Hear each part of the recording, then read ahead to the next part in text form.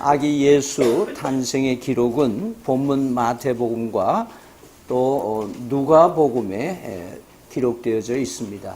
누가복음은 양치는 목자들에게 천사가 나타나는 그리고 있을 곳이 없어서 여러 곳을 다니는 그런 모습. 그래서 여관의 안방도 아니고 마구간에 그리고 말 구유에 누이신 아기 예수, 낮고 천한 자로 오신 예수 그리스도의 모습을 우리에게 보여주고 있습니다. 오늘 본문 마태는 이스라엘의 왕으로 나신 이라고 표현하면서 왕의 자녀가 나면은 왕자나 공주가 될 텐데 나면서부터 왕으로 오신 통치자로 이 땅에 오신 예수님의 모습을 그려내기 위해서 베들레헴이라고 하는 작은 도시 배경이 아닌 헤롯 왕궁을 배경으로 해서 이야기를 풀어내고 있습니다. 그러면서 그 아기 예수 탄생의 그 시기를 헤롯의 때 이렇게 얘기를 하고 있습니다. 헤롯의 때라고 이렇게 분명하게 얘기하는 이유 중에 하나는 그 헤롯의 때는 대단히 어두운 사회의 한 면을 우리에게 보여주고 있습니다. 헤롯이라고 하는 사람 자체가 상당히 거짓과 불법을 성행하고 정치적인 수완으로 자기의 이스라엘의 통치의 중심에 설 수 있었던, 그리고 권모술수를 다해서 로마의 빌부터 살면서 이 통치자의 지배를 로마를 배경으로 해서 유대인들을 다스려 나갔던 사람입니다. 유대인 순수 혈통도 아니고 유대인 여자와 결혼함으로 인해서 전략적으로 유대인 행세를 하고 또 그가 유대인의 정치를 성공적으로 하기 위해서 성전을 짓는 쇼를 벌여서 헤롯 궁정이 있으면 또 거기에 걸맞게 성전을 짓는 일들로 친이스라엘, 친유대의 정책을 썼던 사람입니다. 따라서 그 사회가 얼마나 어두웠는지 하는 것을 우리는 오늘 동방박사가 별을 보고 찾아온 사건을 통해서 알 수가 있습니다. 너무너무 깜깜하고 어두운 미래가 보이지 않는 그런 현실 사회의 모습을 보여주고 있습니다. 거짓과 불법이 판을 치고 정치는 국민보다는 자기의 이익을 위해서 정치가 이루어지고 있는 사회 현상. 그래서 헤롯의 때라고 얘기를 하고 있습니다. 그래서 헤롯의 때가 어두운 밤과 연결되면서 밤이 깊을수록 별은 빛나게 되어 있습니다. 어두운 사회일수록 진리가 돋보이는 사회로 가고 있는 것을 얘기를 해주고 있습니다. 이 환한 별빛, 조금만 관심을 두면 하늘을 보면 볼 수 있는 그 별을 헤롯도 보지 못했고 많은 유대인들도 보지 못했습니다. 현실에 어두워서 먹고 사는 일에, 분주한 일에, 별 중요하지도 않은 목숨과 바꿀 수 없는 일들을 위해서 자기 목숨을 내어놓는 사람들의 모습을 보여주고 있습니다.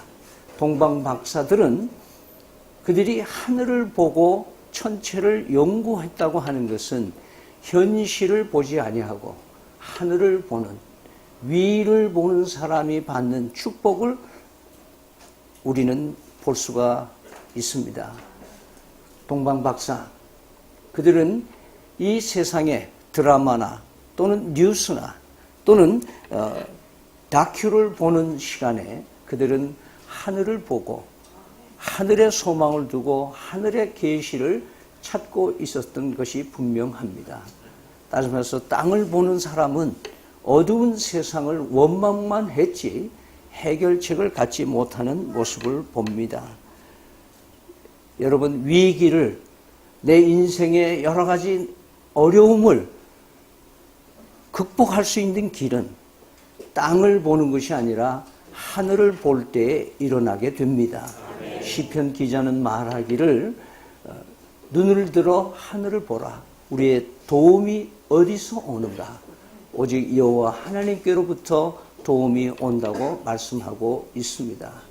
예수님께서도 늘 땅의 것을 보지 말고 하늘의 것을 보고 위의 것을 찾으라고 말씀하고 있는 것입니다.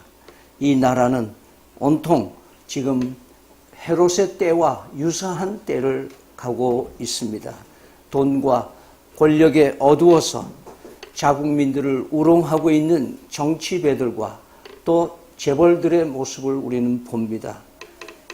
대통령 탄핵을 해놓고 헌법 개정이니 다음 대통령이 누가 될 것이니 하는 데만 오직 올인하고 있는 이 세상의 뉴스를 우리는 어떻게 보고 있습니까? 서민들의 경제 말뿐인 이야기들을 또 외교 또 국가의 안보도 없는 국가관이 제대로 성립되지도 않은 이런 나라에 우리가 살고 있는 것을 볼 때에 헤롯의 때 아무리 9차 촛불로 밝힌다고 해도 그 촛불로 밝힐 수 없는 어두움에 우리는 있습니다. 여러분 눈을 들어 위를 봐야 할 성탄절입니다. 별이 보입니까? 유난히 밝은 별, 왕으로 나신 이가 보여야 합니다. 이 시대는 예수 그리스도가 사라진 성탄 크리스마스가 아닌 성탄절이라고 합니다. 성탄이란 말은 성인이 태어난 날입니다. 그러나 크리스마스는 그리스도를 예배하는 날이라고 하는 의미를 가지고 있습니다. 여러분, 그리스도가 보이고 예수가 보이면 하늘에 어두운 캄캄한 하늘에 별이 보이는 것과 마찬가지입니다. 어두운 데는 별 하나만 있어도 어디로 가야 할지 방향을 찾을 수가 있습니다. 아무리 캄캄해도 하늘에 별은 있어 왔고 있을 것이고 그 별을 보면 희망이 있는 줄 믿습니다. 동방 박사들 여러분 별을 보기만 하고 있었습니까? 그 별을 보고 움직여 나갔습니다. 이들이 직업이 별을 관찰하는 학자이긴 하지만 그들이라고 사생활이 없겠습니까? 가정이 없었습니까? 그들이라고 자기의 바쁜 생의 우선순위에 여러 가지 책무가 없었겠습니까? 그러나 그들은 별을 발견한 즉시 자기 모든 삶을 뒤로 하고 예수 그리스도를 따라서 그 별빛을 따라서 어려움과 난관과 여러 가지 시험을 이겨내고 먼 거리를 베들레헴까지 찾아오는 그들의 모습을 우리는 보게 됩니다. 그들은 그의 재산과 그들의 시간, 생명과 같은 시간을 별을 보고 모든 것을 버렸던 모습을 우리는 볼 수 있어야 될 것입니다. 바로 경배하는 사람, 바로 예수 그리스도의 하늘의 별을 발견한 사람은 행동하는 사람입니다. 움직이는 사람입니다. 우리는 하나님의 뜻을 알기는 알고 이해는 하고 예수님을 알기는 하지만 이해는 하지만 행동 없이 어제나 오늘이나 작년에나 지금이나 아무런 내 삶의 실천 없이 한 번도 내 생애를 어떻게 변화시키고 개혁해 나가야 할 것인지를 한 번도 실현해 보지 아니하고 저기 밝은 별이 있구나. 예수님 참 좋으신 분이다. 그러고 그냥 시간을 보내고 그냥 잡다한 것에 인생을 낭비하고 있는 것은 아닌지 오늘 이 시간은 우리를 점검해 봐야 하는 것입니다. 동방 박사는 하늘을 보고 별을 발견하고 별이 지시한 대로 순종하여 거기까지 갔습니다. 이렇게 많은 것을 버리고 아기 예수를 찾아간 이후의 마지막 목적은 단 한 가지입니다. 이들이 경배하러 왔다고 했고 실제 경배를 했습니다. 여러분, 헤롯이라는 사람은 이 정보가 얼마나 어두워요. 그 당시 나라의 최고의 책임자라면 다양한 정보를 가지고 있으면 아기 예수 메시아가 어디서 태어날 것이 정도는 알 수 있었을 사람이지만은 부랴부랴 동방박사의 제보를 받고 그때야 참모들을 시켜서 예수 그리스도의 탄생이 어떻게 됐는지를 알아보고 베들레헴이라고 하는 것을 찾아내게 됩니다.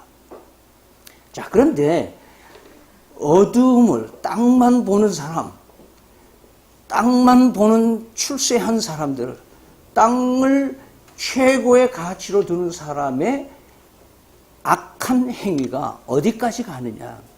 나도 경배하기를 원한다는 그런 가짜 고백을 합니다. 이 동방박사에게 가서 경배한 후에 어디에 그 메시아가 있는지를 알려주면 나도 경배하러 가겠다. 이렇게 거짓 진술을 합니다.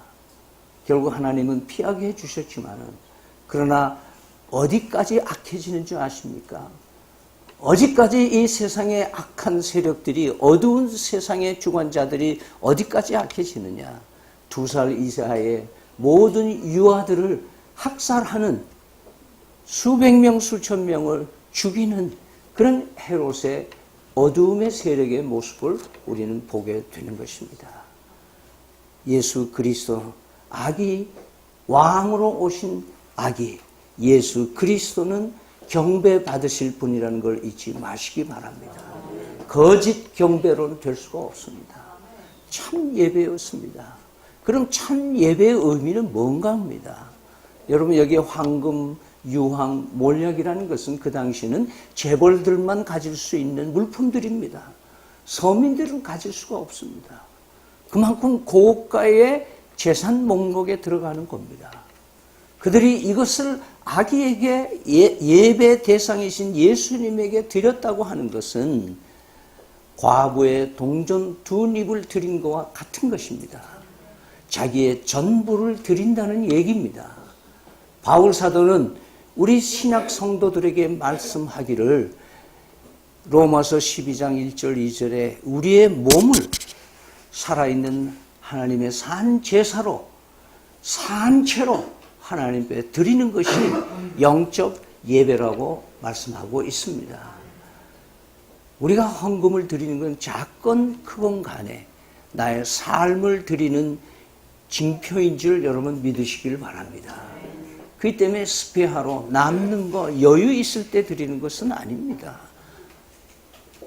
정말 뼈저리도록 내가 필요한 돈이지만, 정말 나에게 없어서는 안 될 재물이지만, 그러나 그것을 경배하고 예배에 내어놓을 수 있는 사람이 세상을 이기는 믿음의 사람인 줄 믿으시길 바랍니다. 내가 하늘을 보는 사람의 특징이 뭐냐? 그것은 땅의 어두움에 사로잡히지 않는 참 자유의 삶인 것을 잊지 마시기 바랍니다. 예배의 정점은 드리는 겁니다. worship이란 말은, worship이란 말은 가치 있는, 가장 가치 있는 것을 드리는 삶입니다. 그리고 worship service란 말을 합니다. 서비스는 봉사한다는 말입니다.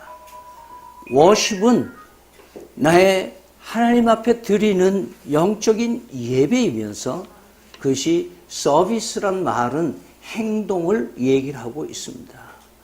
별을 보고 멀리 찾아와서 예물을 드리며 경배한 동방박사의 이야기는 그 당시에 일어났던 한 이야기가 아니라 오늘 우리의 이야기로 변화될 수 있기를 바랍니다.